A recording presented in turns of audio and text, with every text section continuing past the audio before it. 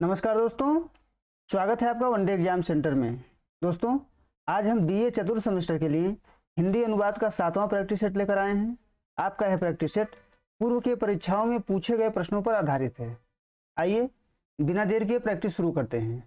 आपका पहला प्रश्न है, पारिभाषिक शब्दों के निर्माण के लिए आवश्यक है ए सृजन, बी है ग्रहण, सी है संचयन एवं अनुकूलन, डी है उपर्युक्त सभी। आपका सही ऑप्शन है ऑप्शन डी यानी उपर्युक्त सभी।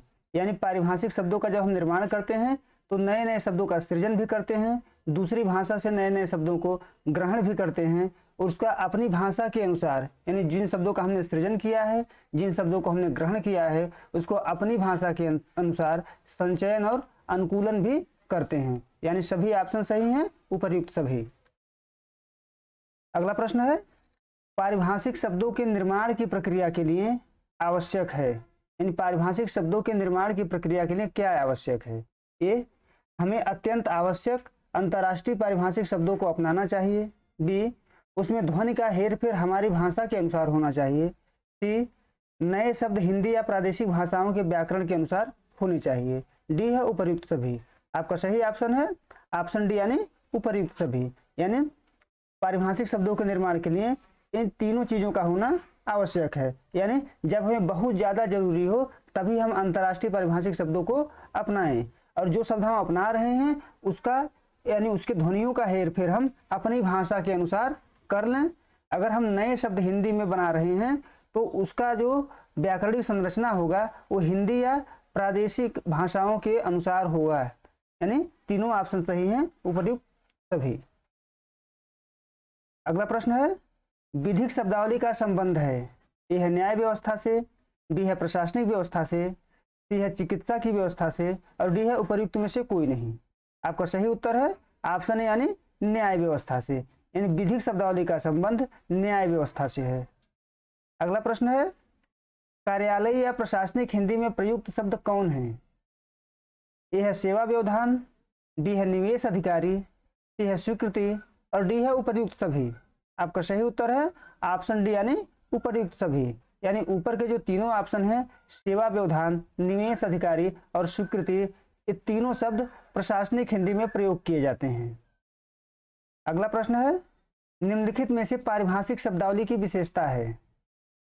ए है अनेकार्थी होना, बी है पर्यायवाची होना, सी है निश्चित अर्थ होना, डी है उपर्युक्त में से कोई नहीं। आपका सही उत्तर है ऑप्शन सी यानी निश्चित अर्थ होना। यानी पारिभाषिक शब्दावली का अर्थ जो होता है निश्चित होता है। ऊपर के जो दोनों विशेषता हैं ये पारिभाषिक शब्दावली की विशेषता नहीं है, क्योंकि पारिभाषिक शब्दावली जो होता है वो अनेकार्थी न होकर के एक अर्थ प्रदान करता है, उसका कोई पर्यायवाची नहीं होता है, केवल जो है वह निश्चित और विशिष्ट अर्थ ही प्रदान करता है। अगला प्रश्न है, निम्नलिखित में से कौन पारिभाषिक शब्द है, यानी इनमें से कौन शब्द पारिभाषिक शब्द है। ए है परित्याग, बी है कार्यालय, और सी है अनुदान, डी है उपर्युक्त सभी।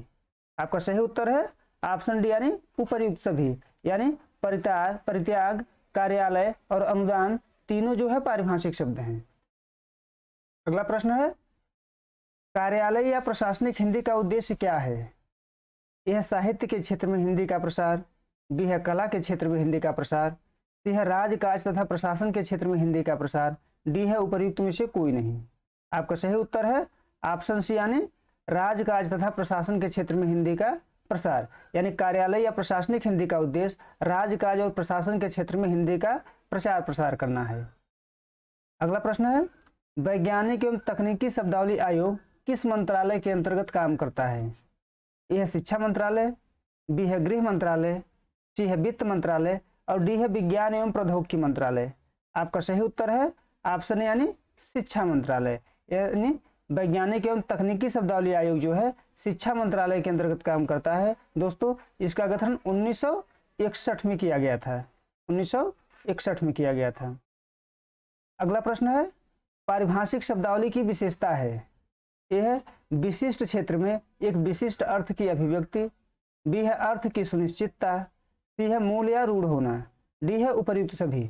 आपका सही उत्तर है ऑप्शन डी यानी उपर्युक्त सभी। यानी ऊपर जो तीनों विशेषता है वो पारिभाषिक शब्दावली की विशेषता है, क्योंकि पारिभाषिक शब्द होते हैं अपने विशिष्ट क्षेत्र में विशिष्ट और निश्चित अर्थ की अभिव्यक्ति प्रदान करते हैं। उनका अर्थ जो होता है वह सुनिश्चित होता है, यानी सुनिश्चित होने का मतलब हो गया मूल या रूढ़ होना, यानी अपनी संकल्पना से रूढ़ रूप से जुड़े होते हैं।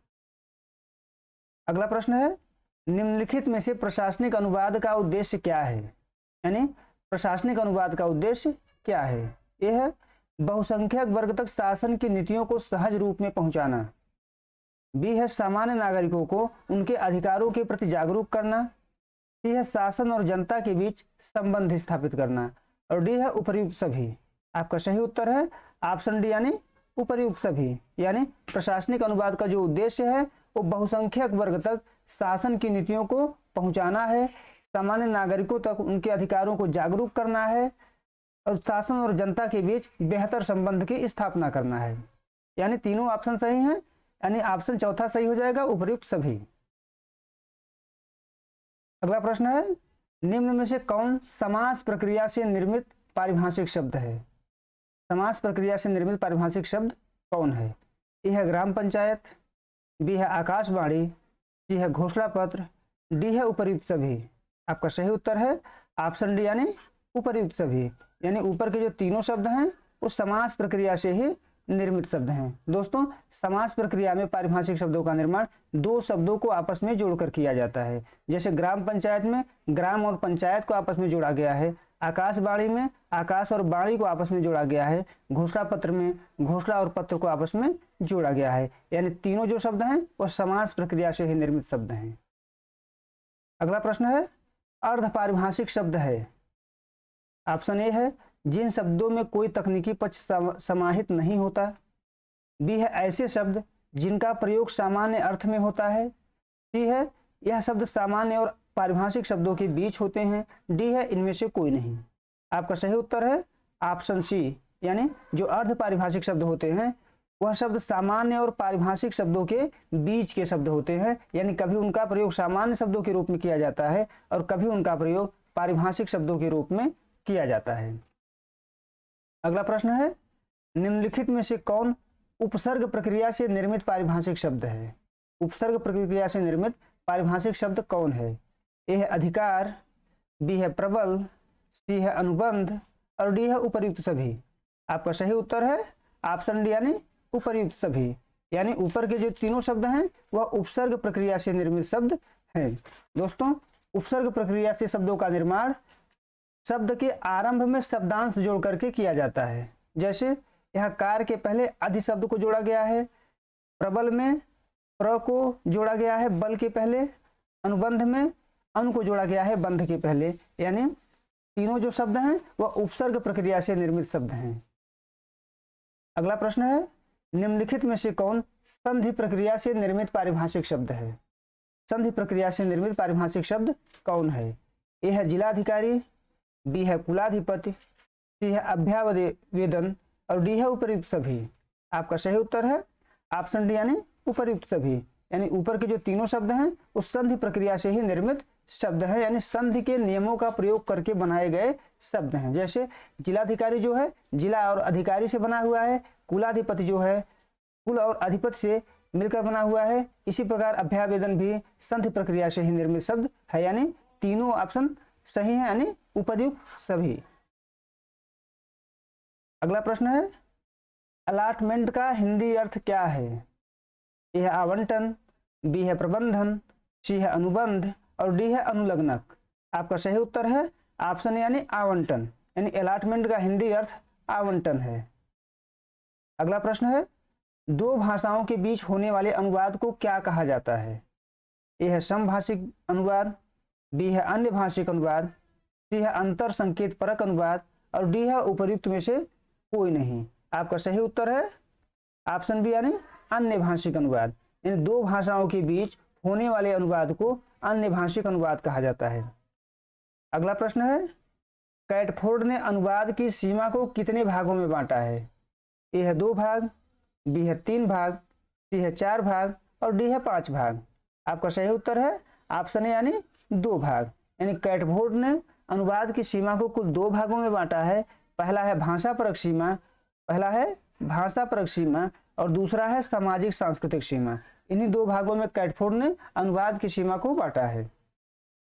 अगला प्रश्न है, एक संकेतों के द्वारा कही गई बात को दूसरे संकेत के माध्यम से व्यक्त करना क्या कहलाता है? ए है अंतर संकेत परक अनुवाद, बी है अन्य भाषिक अनुवाद, सी है समभाषिक अनुवाद, डी है उपर्युक्त में से कोई नहीं। आपका सही उत्तर है ऑप्शन यानी अंतर संकेत परक अनुवाद।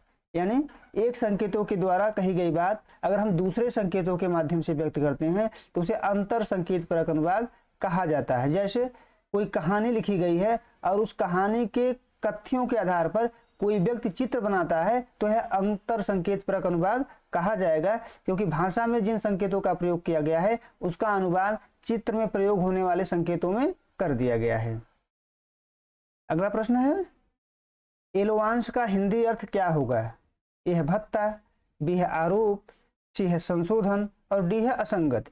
आपका सही उत्तर है ऑप्शन यानी भत्ता, यानी एलोवांश को हिंदी में भत्ता कहते हैं। अगला प्रश्न है, कौन सा संप्रदाय पारिभाषिक शब्दावली के निर्माण के लिए हिंदी उर्दू के समन्वय पर बल देता है? ए है प्रयोगवादी संप्रदाय, बी है पुनरुत्थानवादी संप्रदाय, सी है समन्वयवादी संप्रदाय और डी है आदानवादी संप्रदाय। आपका सही उत्तर है ऑप्शन यानी प्रयोगवादी संप्रदाय।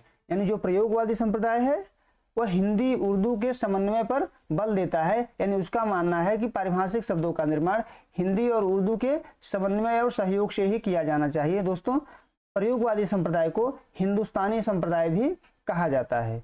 उम्मीद है दोस्तों आपको ये वीडियो पसंद आया होगा। आप हमारे चैनल को लाइक करिए, शेयर करिए, सब्सक्राइब करिए। बहुत बहुत धन्यवाद।